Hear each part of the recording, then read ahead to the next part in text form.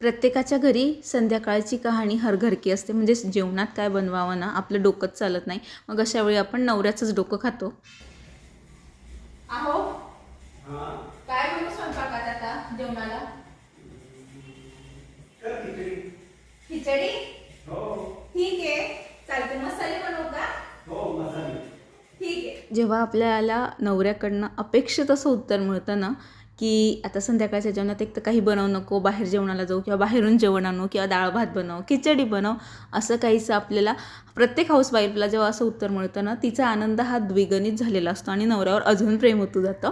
प्रत्येकीचं असतं असं आपलं. तर आज मलाच ॲक्च्युली मनातून होतं की मला खिचडीच खायची छान मसाले, कारण रोज पोळ्या सकाळ संध्याकाळ पोळी भाजी कंटाळा आलेला होता.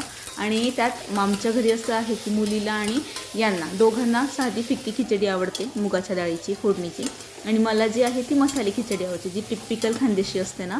मग मला असं ते नको होतं, मला माझ्या मनाचं खायचं होतं. आणि कोइन्सिडेंटली ते म्हटलं की ठीक आहे तुझ्या मनासारखी बनव, तू मसाली बनवायची तुला तर.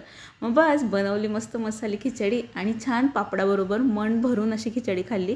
तुम्हीही असंच करता का आणि तुम्हालाही असाच आनंद होतो का? नक्की सांगा.